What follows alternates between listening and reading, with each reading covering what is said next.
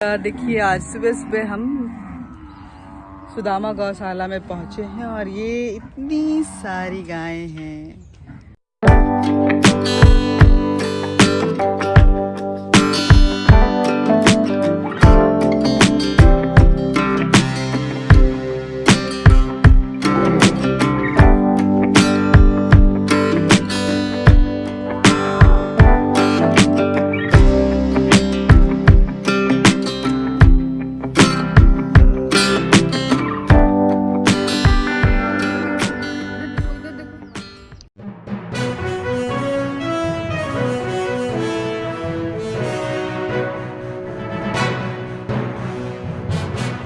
देखिए महाराज जी हैं और यही पूरे गौशाला को देखते हैं और इसी में बिताते रहते हैं समय। आपने देखा कि किस तरह से इसके साथ वक्त बिताते रहते हैं। महाराज जी ये गौशाला जो शहर से दिल्ली के बीचों बीच में तो नहीं कहेंगे, दिल्ली के पास है, जहाँ पे बहुत मुश्किल होता है कि इतनी सारी गायों देखने के लिए, लेकिन थोड़ा दूर है और बहुत बड़े जगह में है।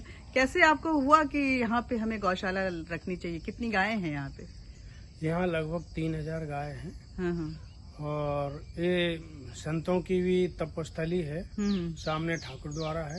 5 किलोमीटर तक कोई नगर बस्ती नहीं है, पूरा जंगल है। तो यहाँ पर आए कि हम बछड़े पालेंगे, हैं जो बेसहारा हैं, गायों को पालेंगे। तो ऐसा सोच करके गौशाला के लिए हमने जमीन ली और ये किया। तो यहाँ पर जो आप तुलसी वन वृक्ष पूरा तुलसी का पूरा वन वृक्ष है, इसके बारे में देख रही हूँ। हाँ, तो वृंदावन यहाँ पे भगवान तो यहाँ पर कहते एक संत जी का बहुत तपसी संत थे, तो भगवान से उन्होंने कहा कि हमको वृंदावन भेज दीजिए, ले चलिए। तो भगवान ने कहा कि नहीं, आपका यही वृंदावन है। अच्छा। और तो उन्हीं की कृपा से पूरा वृंदावन बसा हुआ है। तो इसको ऑक्सीजन वाटिका बोलते हैं। अच्छा। और सभी प्रकार के वृक्ष यहाँ पर लगे हुए हैं। ये अनार खूब फलते हैं। अच्छा। हाँ, ये अपराजिता है।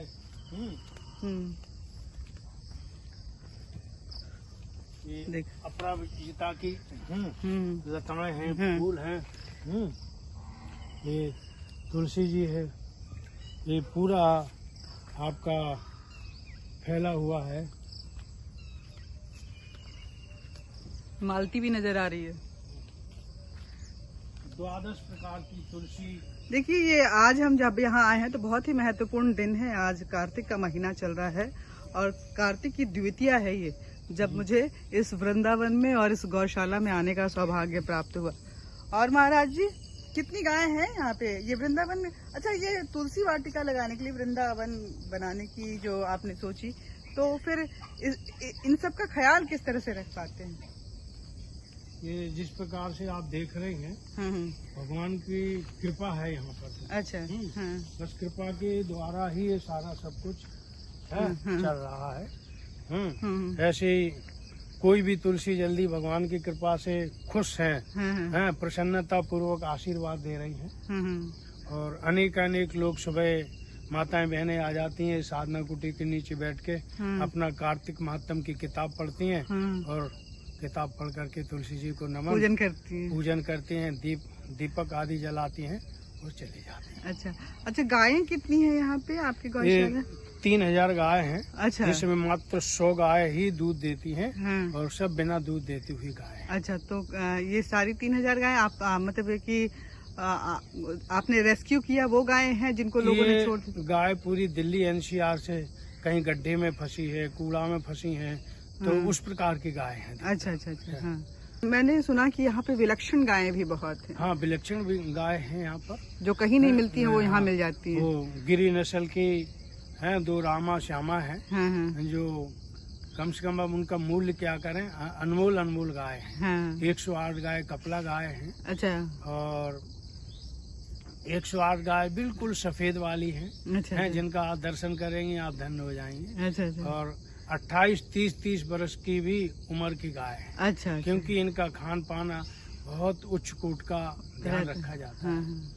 कहने का मतलब 2 1.25 करोड़ की गाय हैं जो गुजरात से आई हैं। अच्छा, किसी भक्त ने दी है, तो उन गायों का दर्शन करने भक्त लोग बहुत आते हैं। अच्छा, मैंने सुना कि कुछ वैसी भी गाय हैं जो महाभारत कालीन गायें होती हैं जिनको हाँ, महाभारत कालीन है, जिसपे आँख की भगवान की पुतली 6 महीने रहती है, तो 6 महीने के बाद अदृश्य हो जाती है। अच्छा अच्छा। हाँ, जैसे शालिग्राम भगवान है, गंडकी नदी में तैरते हो, वो सुख है भक्त और भगवान का, तो वैसे ही है कि सर्वदेवमयी गौ माता कहते हैं। अच्छा अच्छा। तो वो गाय माता है। अब कार्तिक देव उठनी पर उसके काली पुतली आना शुरू हो जाएगी और देव सैनी पर वो बंद हो जाती है। अच्छा, मतलब 6 महीने देखती हैं और 6 महीने उनको बिल्कुल दिखाई नहीं देते? नहीं, वो पुतली आ जाती है शरीर पे, आपकी पुतली काली। अच्छा अच्छा। और 6 महीने के बाद विद्रोह हो जाती है। अच्छा अच्छा। और एक गौ माता जो है जो तिलक बना हुआ है, अच्छा अच्छा, जिसको कहते हैं रकुल तिलक नार पहचानी, कपला गाय, और उस पर ऑटोमेटिक छोटी सी गाय बच्चे छोड़ गए थे। तो ये समझो कि जैसे कृष्ण बलराम छोड़ गए हो, राम लक्ष्मण छोड़ गए हो, उस गाय का जब से भरण पोषण किया, सबसे विचित्र गाय है। अच्छा। जिसपे तिलक स्पर्श रूप से बना है, चक्र बना है, जिसको लोग पूजा करते हैं। नमस्तुते महामाये श्री पीठे सुरपूते, शंख चक्र गदा हस्ते महालक्ष्मी नमस्तुते। तो वो गाय है, तो उसी की गौ माता की भी विशेष कृपा है कि इन गौ माताओं के लिए हमें कहीं भिक्षा नहीं करनी पड़ती है। ऑटोमेटिक श्रद्धालु और गौ माताएं ऑटोमेटिक लाती हैं। हम सबका भरण पोषण कर रही और हजारों लाखों लोगों को के बच्चे जीवित हो रहे हैं इन गौ माताओं से, और हम सब लोग बहुत बहुत लाभ प्राप्त कर रहे हैं। आप भी आज अनीता जी सौभाग्यशाली हैं कि इस वन वाटिका में आई हैं और जो सब दर्शन। अच्छा महाराज जी, मैंने देखा कि मैं आते हुए देखी कि यहाँ पे मयूर भी खूब नजर आ रहे हैं। आपने पाल रखी है? मयूर पाल नहीं रखते, वृंदावन है यहाँ लगभग 125 मयूर है। अच्छा, 125 मयूर हैं। आपको एक एक खेत में 10-10, 20-20 अभी मिलेंगे। अच्छा। सब अभी हमारे बच्चे भोजन करेंगे, उनको दाने डालेंगे, सारे छुट्टे हुए। अच्छा, बड़ा अद्भुत दृश्य रहता होगा ये। जी। तो आप तो यहाँ पे रह रहे हैं, लोगों के लिए आने के लिए थोड़ा कष्ट हो। सरकार से आपने कुछ मदद मांगी है? अभी हमने कोई सरकार से मदद नहीं मांगी है, लेकिन सरकारी लोग यहाँ गौ माताओं की गिनती करके जाते हैं और बिल्ला लगा जाते हैं भारत सरकार के। अच्छा, बस इतना ही काम वो करते हैं। बहुत बहुत धन्यवाद महाराज। अलग ही खास बात है कि प्राकृतिक रूप से इसको बहुत ही खूबसूरत रखा गया है और सारे पौधे जो हैं बहुत बड़े क्षेत्र में फैला हुआ है गौशाला, और इसको ऑक्सीजन वाटिका भी कह सकते हैं कि हर तरह के पौधे आपको यहाँ पे मिलेंगे। खासकर देखिए कि कितना बड़ा तुलसी का बागीचा है यहाँ पे। तुलसी का बागीचा, इतना बड़ा तुलसी, ये सिर्फ तुलसी ही तुलसी, दूर तक तुलसी ही तुलसी, सिर्फ तुलसी। समझिए इस पवित्र तुलसी के पौधे को किस तरह से संजोया गया है और इस पूरे वाटिका को किस तरह से खूबसूरत बनाया गया है। बहुत दूर तक फैला हुआ है। जब कभी आप घूमने आएँ तो इसके घूमने का आनंद ही कुछ और है। और अब तो एकाध रहने के कमरे भी यहाँ पे बनवाए जा रहे हैं।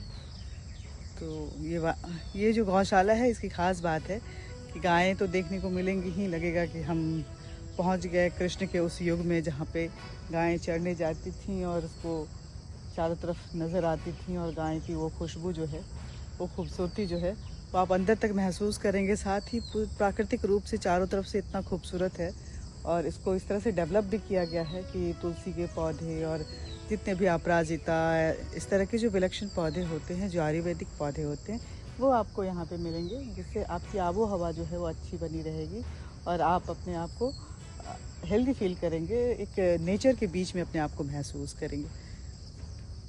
तो मैं बोलूँगी आप भी ज़रूर आइए।